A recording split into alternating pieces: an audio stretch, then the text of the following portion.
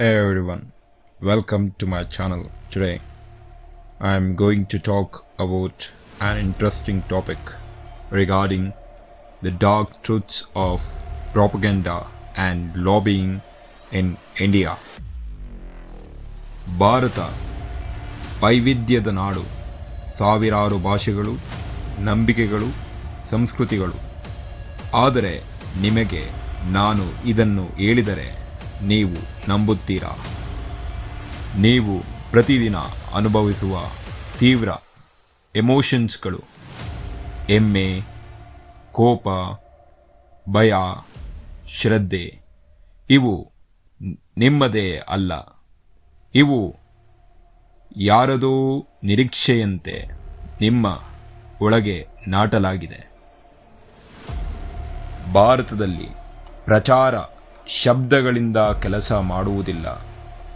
ಅದು ಮನಸ್ಸನ್ನು ತಾಕುವ ಭಾವನೆಗಳಿಂದ ಆಟವಾಡುತ್ತದೆ.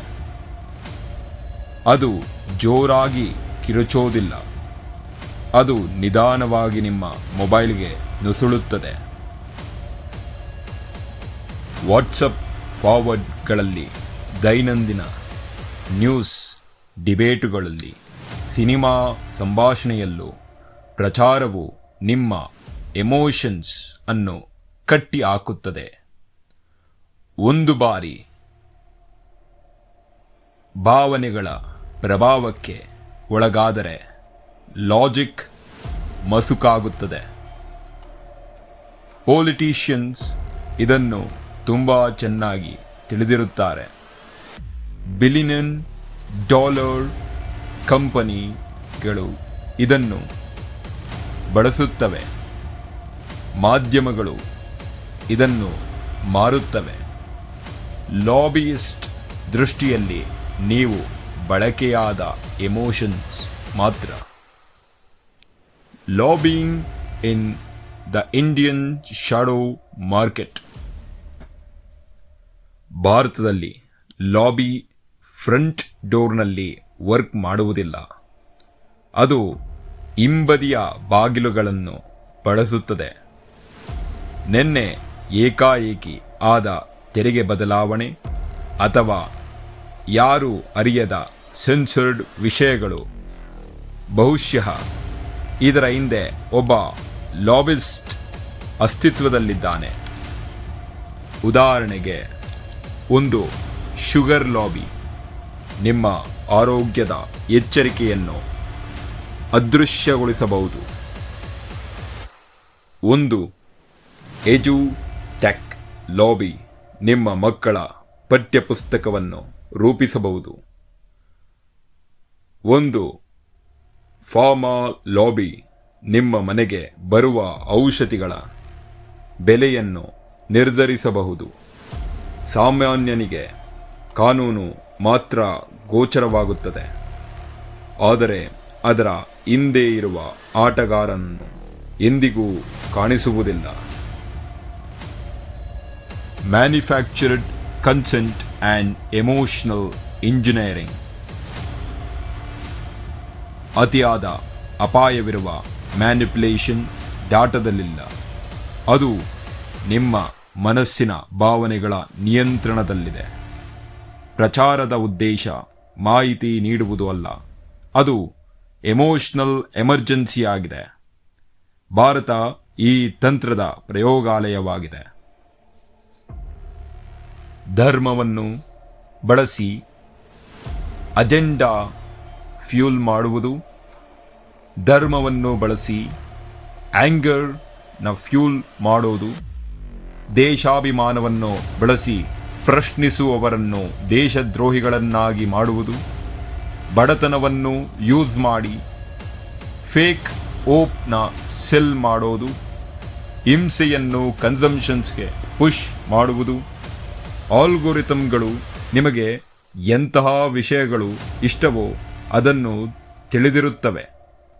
Public relationships ಕಂಪನಿಗಳು ನಿಮಗೆ ಯಾವ ಬಿಲೀಫ್ ಬೇಕೋ ಅದನ್ನು ರೂಪಿಸುತ್ತವೆ.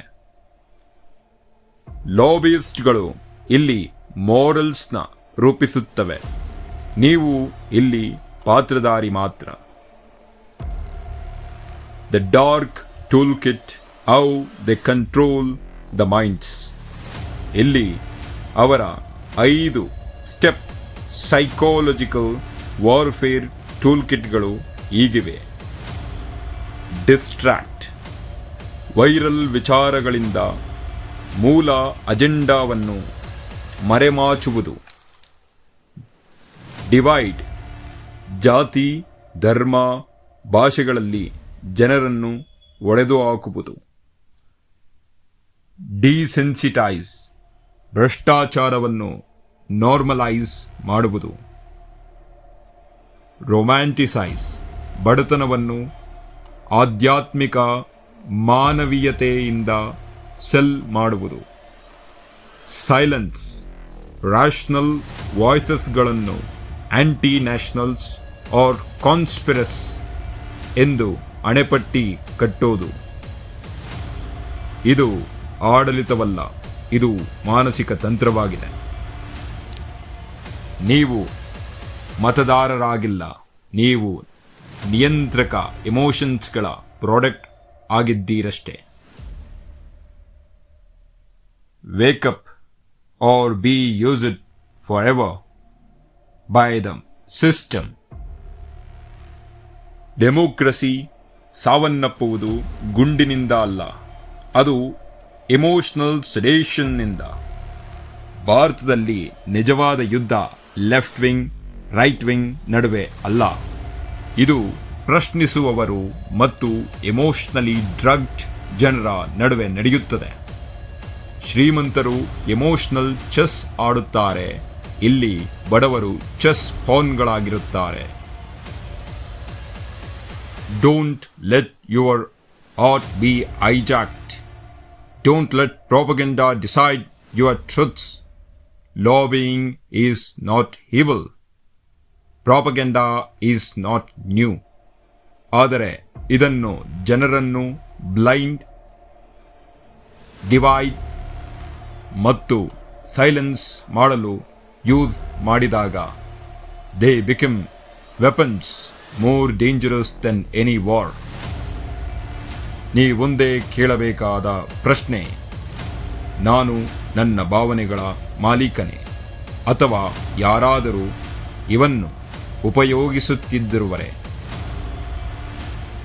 ಈ ಸತ್ಯ ನಿಮಗೆ ಅರ್ಥ ಆಗಿದ್ದರೆ ಇದು ವೈರಲ್ ಆಗಲೆಂದು ಶೇರ್ ಮಾಡಬೇಡಿ. ಇದು ಯಾರಿಗಾದರೂ ಅರಿವಿಗೆ ಬರಲೆಂದು ಶೇರ್ ಮಾಡಿ. ಏಕೆಂದರೆ ಭಾವನೆಯ ತಮಸ್ಸಿನಲ್ಲಿ ಪರಿಶುದ್ಧ ಜ್ಞಾನವೇ ಬೆಳಕಾಗಿದೆ ಮತ್ತು ಜಾಗೃತಿಯೇ ಶಕ್ತಿಯ ಮೂಲವಾಗಿದೆ.